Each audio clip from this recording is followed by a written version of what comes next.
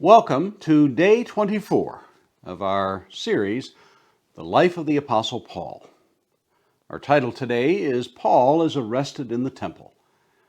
Our verses today come from Acts chapter 21. We'll begin reading in verse 26 down through verse 40.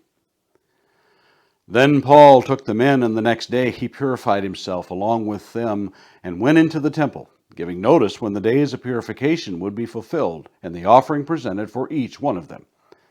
When the 7 days were almost completed, the Jews from Asia, seeing him in the temple, stirred up the whole crowd and laid hands on him, crying out, "Men of Israel, help!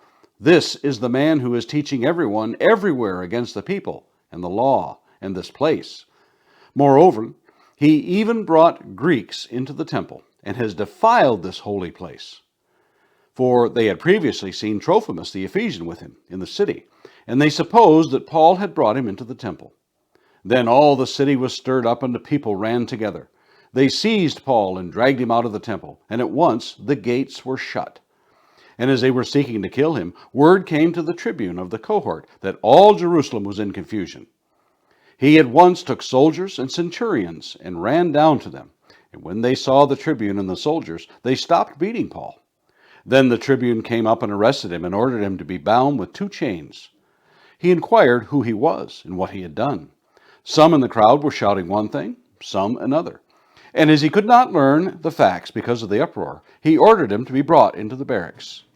And when he came to the steps, he was actually carried by the soldiers because of the violence of the crowd. For the mob of the people followed, crying out, "Away with him!" As Paul was about to be brought into the barracks, he said to the tribune, "May I say something to you?" And he said, "Do you know Greek? Are you not the Egyptian, then, who recently stirred up a revolt and led the 4,000 men of the assassins out into the wilderness?" Paul replied, "I am a Jew from Tarsus in Cilicia, a citizen of no obscure city. I beg you, permit me to speak to the people." And when he had given him permission, Paul, standing on the steps, motioned with his hand to the people. And when there was a great hush, he addressed them in the Hebrew language.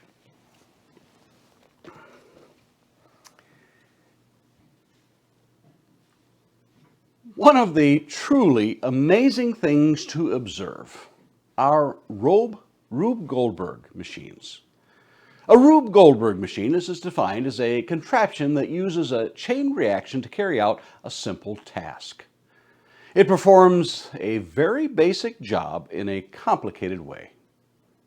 Rube Goldberg had an engineering background which allowed him to combine his love of art to produce cartoons that depicted the simplest of tasks drawn out by many steps of absurd means, using the 6 simple machines: the inclined plane, the wedge, the screw, the lever, the wheel, and the axle, and a pulley. Using these absurd means and wildly imaginative contraptions, Goldberg captured the admiration of newspaper readers in the mid-1900s. The Merriam-Webster dictionary added his name as an adjective, defining it thusly: accomplishing by complex means what seemingly could be done simply. Today, competitions are held in high schools, colleges, and universities for students to produce a Rube Goldberg machine that must use a specified number of steps to accomplish a single task. Examples of those tasks are things like turning on a light bulb, cracking an egg into a pan and cooking it, inserting a CD into a player and turning it on, make a cup of coffee, or put a stamp on an envelope. The purpose of such contests, among other things, is to teach science and physics to students in a way that promotes teamwork and imagination. Now, consider our passage today in light of what the intended end of what God had told Paul more than a quarter of a century before in Acts chapter 9, verse 15 and 16. But the Lord said to him, "Go, for he is a chosen instrument of mine to carry my name before the Gentiles and kings and the children of Israel. For I will show him how much he must suffer for the sake of my name." Paul had indeed carried the name of the Lord before Gentiles and the children of Israel. Now the aim is to carry it before kings. But how God is going to accomplish this simple task makes a Rube Goldberg machine seem simple by comparison. The number of steps involved in this process of going all the way to Rome is absolutely mind-boggling. This all begins, in reality, with the plan hatched by James and the elders at Jerusalem. Fearful of what will happen if Paul simply walks into the temple, they send him under the guise of presenting 4 men under a Nazirite vow. This will convince the Jews there that Paul truly does observe the law, in spite of the allegations of many that he doesn't. The moment Paul enters the temple, he kicks over that first domino, so to speak, that sets this chain reaction in motion that will take years to play itself out. A series of events that will indeed put him before tribunals, councils, governors, and kings. He will be threatened with death, imprisoned, get lost in the system, and shipwrecked, but finally end up in Rome, where he languishes again in the custody for years. All the while, he keeps testifying and witnessing for the Lord. As it turns out, it was all a big mistake. Once that chain reaction begins, it's too late to stop it. A case of false conclusions by a Jew who recognized Paul from Asia.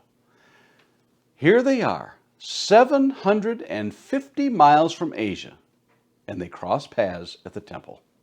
What are the chances of that? Acts 21:29. For they had previously seen Trophimus the Ephesian with him in the city, and they supposed that Paul had brought him into the temple.